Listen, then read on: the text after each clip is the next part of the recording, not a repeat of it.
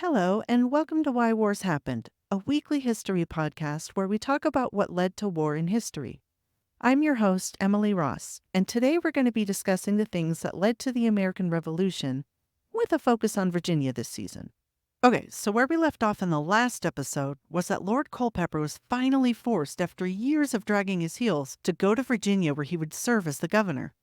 He was a pampered lord who was used to the luxury life of English court, and he hated being in the colonies.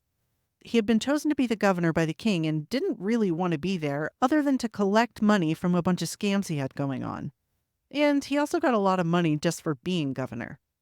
Seeing as the office of governor of Virginia was nothing more than a way for him to make money, he didn't really care to make the assembly follow the king's orders. He mostly didn't want the king to be mad at him and take away this sweet gig where he made all this income. So when the first year's business was done in Virginia and the assembly had closed, Governor Culpeper headed straight back to England. He did this even though the king had told him not to come back unless he was summoned. But the riches and lavishness of England called for him. While he was in Virginia, he hadn't done much to help the people with the issue of poverty. We covered in previous episodes that the low price of tobacco had caused rampant poverty all over the colony. England had created a couple of laws years before this called the Navigation Acts. The Navigation Act said that the colonists couldn't buy or sell from anyone other than England or English colonies. This meant that English ships coming in could sell their clothes, tea, sugar, and whatever else for extremely high prices because there was no competition. And they did.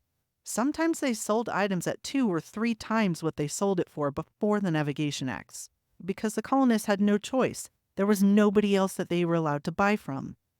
It also meant that the Virginia farmers couldn't sell their tobacco to other countries in Europe. Those countries had paid high prices for their tobacco. Now, they could only sell it to England, and England paid them pennies for it. Everyone in Virginia had a tobacco farm. The colony had tried and failed many times to produce things other than tobacco, but the land either couldn't produce much of anything else, or they couldn't compete with Europeans who had been practicing other crafts for centuries. Luckily, the people in Virginia were almost entirely farmers. Everyone had their own supply of food, milk, and water, so famine wasn't a possibility. However, they were extremely poor. They couldn't afford clothes and other necessities for daily living. In addition to that, people were falling into debt. They were borrowing money to live off of and had no hope of paying it back. On top of that, the Virginia government had been charging high taxes and either spending the money on terrible forts that never really worked to protect anyone, or keeping a lot of the taxes for themselves. This poverty, caused by farmers being forced to sell their tobacco for next to nothing, had been going on for decades. At one point, the colonists tried to get Maryland and North Carolina to agree that all of them should stop growing tobacco for certain parts of every year. This would mean less tobacco available, and that, in turn, would mean that the English ships that came to buy it would have to compete with each other over who gets to buy the small amount of tobacco that was grown. This would make the English buyers pay more for it to beat the other English buyers. In a previous episode, we discussed how Governor Berkeley himself rode to Maryland to try and make this happen, and how it took a long time for North Carolina to agree to it. When they finally had the agreement between the 3 colonies to stop growing tobacco for a few months every year, everything seemed like it would work out. The major issue causing poverty would be solved for nearly everyone. All they needed was the king's signature approving it, and the king was actually going to give it to them. But Bacon's rebellion broke out, and the king decided not to allow this while disorder and chaos ran wild in the colony. So the poverty caused by too much tobacco being sold for too little continued. The governor's council wrote that, quote, "The people of Virginia are generally, some few excepted, extremely poor, not being able to provide against the pressing necessities of their families." The misery and poverty of the colony during this period resulted from the stagnation of the tobacco market after the passage of the Navigation Acts, end quote. The assembly wrote that if words were to describe the conditions that people were living under, it would bring sorrow and force blood from the hearts of those who read about it. Fearing another rebellion in the colony, the king's advisors wrote that, quote, "Virginia is in great danger of disturbance by reason of the extreme poverty of the people, occasioned by the low price of tobacco, which, 'tis feared, may induce the servants to plunder the stores of the planters and the ships arriving there, and to commit other outrages and disorders, as in the late rebellion." End quote. To address these issues, the people would once again ask the king for permission to allow the colonies to stop growing tobacco for certain parts out of every year. This affected the king directly, as England and he personally received tax money from the selling of tobacco in the colonies. The king needed more time to figure out what he wanted to do. So his advisors told the temporary Governor Chichley to not allow the assembly to even gather to discuss this. But the assembly seems to have pressed the matter with the governor hard enough that he agreed to call the assembly together. Sounds great, at least for Virginia. However, 5 days before the assembly was scheduled to meet, a letter arrived from the king specifically telling him that they were not allowed to gather. The reason for this was that Governor Culpeper was supposed to return to Virginia to run things, and he wanted them to wait until he got there. He also mentioned that the royal bank could no longer afford to keep the British soldiers there that had been sent to Virginia to maintain order after Bacon's rebellion. But the assembly members were already on their way.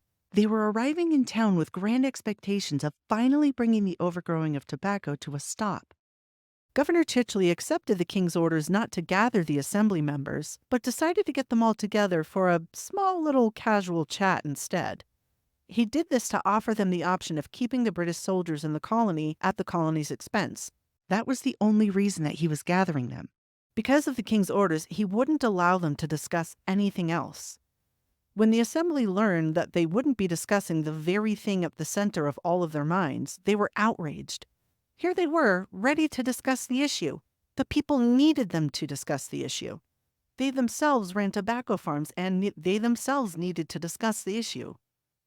First, the king hadn't allowed them to punish people who had plundered their homes. Then, the king didn't allow them to tax people to make up for their losses.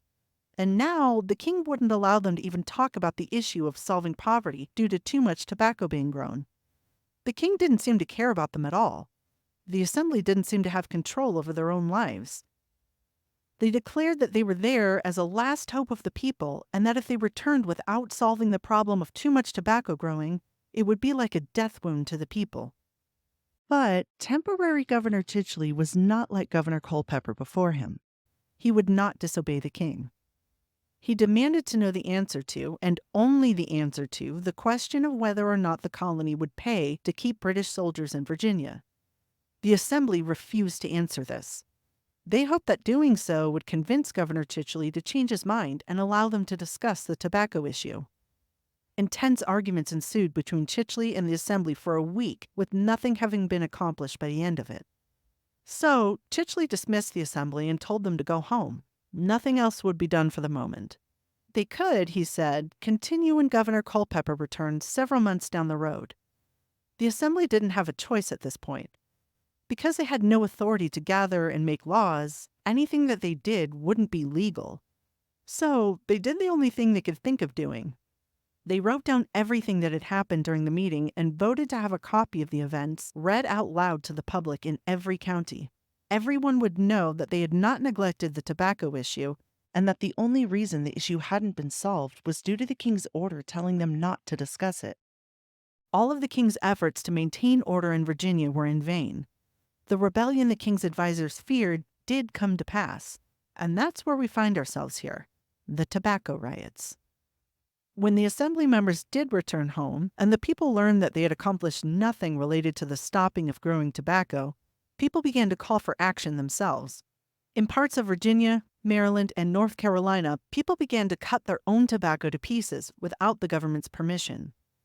Soon, rampaging mobs engulfed the farms of their neighbors, chopping the tobacco to smithereens. The havoc spread from farm to farm, and soon, not much of any tobacco was left in Gloucester County. When news of the tobacco cutting reached Jamestown, Governor Chichley sent one of his military officers to Gloucester to summon the military there and restore order. The military in Gloucester County quickly assembled and went after the rioters on horse, capturing 22 of them. 2 were placed on trial, and the rest promised to stop rioting and were allowed to return home. The capture of these 22 men quieted the rest of the angry people in Gloucester County. However, news of the tobacco cutting had already spread to the other counties, and the other counties were full of their own angry citizens. Like a flame in the forest, the people took to cutting their own tobacco just like they had done in Gloucester. And like in Gloucester, they trampled and cut the tobacco of their neighbors' farms. This was only around 6 years after Bacon's rebellion. Governor Chicheley couldn't take the chances of letting it spiral into another near-civil war. He immediately ordered the military in each county to assemble and restore order and arrest the leaders of the riots. But the threat of the military didn't scare the people. They continued to destroy entire fields of tobacco throughout the day and the night. When the king's advisors in England finally heard about the tobacco cutting, the king once again forced the pampered Lord Culpeper to return to Virginia without delay. He was given instructions to once again become the governor and find and punish the leaders of the riots.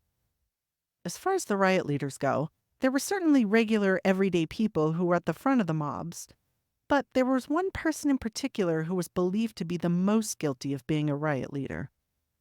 Remember when Governor Chicheley had allowed the assembly to meet even though the king had told them not to? Well, even though he had only allowed the assembly to discuss the matter of whether to continue paying the British soldiers to stay in Virginia, it was still against the king's orders to assemble at all. And the governor's council believed that it was the assembly's own record keeper that had helped convince the governor to allow the assembly to meet. Beyond this, the governor's council now believed that the same record keeper was one of the riot leaders. According to them, he had been spreading the idea that people had a right to cut their own tobacco. This was the same record keeper who had refused to cooperate with the king's men who had been sent to investigate the causes of Bacon's rebellion. It wasn't a stretch to imagine him acting against the king's wishes now. So the king ordered his arrest, and he was soon imprisoned in a Virginia jail. A large portion of Virginians saw this record keeper as a sort of hero or a voice of the people. This made the jail keepers extremely nervous at the idea that some of them might try to break him out. Not only that, but it was still just 6 years after Bacon's rebellion. The people were once again up in arms. Who's to say that another Bacon's rebellion wouldn't break out? Many people on both sides of the rebellion were still feeling the effects of their homes being plundered or their loved ones being hanged. This fear was worsened by what the rebels did next. They cut up the military leader's tobacco in retaliation for imprisoning the record keeper. An act that cost him around 200 to 300 pounds, which is anywhere between 40 to 60,000 pounds in today's money, or $50 to $75,000 in today's money. The record keeper was kept under strict guard aboard an English ship. As an extra measure of security, the guards didn't allow any letter going in or out of his cell, and he was only allowed to speak in the presence of the ship's captain. But the fear of the people breaking him free and the record keeper leading another rebellion was still too great. So the governor ordered him to be moved to a farther away location in a part of Virginia that was made up mostly of people who were intensely loyal to the king. The risk was still great there, but moving him here considerably lessened the chances of a prison break. But things don't always work out as planned. While the plans for his transfer were being made, he managed to escape and fled home to Middlesex, Virginia. He was recaptured not long after this, and efforts to keep him under guard were increased. The people protested. The record keeper likewise protested. The matter was turned over to the king for a decision on what to do. The king agreed to let him out of prison if he would pay 2,000 pounds as a type of bail. Upon release, he had to stay in the Middlesex area and was not allowed to hold any government position. By the time he was released, he had been in confinement for 2 years. Okay, so back to Governor Culpeper. He finally reached Virginia, and this time, unlike the first time he had arrived, he actually carried out the king's orders. He launched an investigation into the riots to find the leaders and bring them to trial. Although accusations were high, there wasn't enough evidence to prove that the record keeper was responsible for encouraging people to riot. Stopping the riots and punishing those responsible was one thing. Fixing the reason the riots occurred in the first place was another, and Governor Culpeper had no intention of doing this. He actually had permission to stop the growing of tobacco, and Maryland was ready to join them, but he pretended to have not received this permission. He even went so far as to encourage the growing of more tobacco. He reported to England that if the season were favorable, there would be more tobacco grown than had ever been grown in the history of Virginia.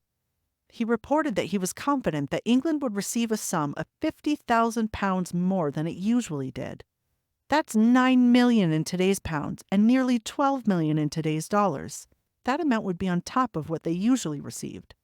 So, the most likely reason for Governor Culpeper encouraging the planting of tobacco was that the king, England, and he himself were making tons of money on all the tobacco that was sold. Governor Culpeper was well aware of the problems this would create for the people in Virginia. In part of his report, he mentioned that he was aware that increasing the amount of tobacco would make it sell for even less, and would therefore make the people in Virginia even poorer. He also promised to stomp out any rebellion due to the increased poverty that arose from growing more tobacco. All of Governor Culpeper's efforts were focused on punishing the tobacco cutters, and punish them he did. To his great disappointment, he found that the man who had run the colony in his place, Governor Chichley, had been soft on the rioters. He had pardoned many of them and allowed many others to be released on bail. The effect was that there was no real punishment for the rebels. And Governor Culpeper had already seen the chaos and ill blood that came from pardoning the rebels in Bacon's Rebellion. To counter this, he ordered the arrest of 3 of the most famous tobacco cutters. Then he ordered them to be put on trial. 2 of them were executed, and the third was pardoned because he was only 19 and was thought to have only been acting on the influence of others around him. Eventually, the king decided that Governor Culpeper wasn't very effective and had been a poor choice as governor. So he declared Governor Culpeper to no longer be the governor of Virginia and declared that a new choice had been made. A man named Lord Howard would be the new governor. Culpeper returned to England and remained there for the rest of his life. Culpeper had been a bad governor. He wasn't as terrible as Governor Berkeley ended up being, but he had carried out scams and had fully neglected the needs of the people. At times, he ignored the king's orders, and at other times, he had fully enforced the king's orders against the wishes of the assembly. If the assembly hadn't been so united in resisting him, he might have crushed the elections as Berkeley had done. He might have terrorized the people as Berkeley had done. Now that he was gone, Virginia was about to receive a new governor, but it wouldn't be the relief they had hoped for. That's all for today. Thanks for tuning in.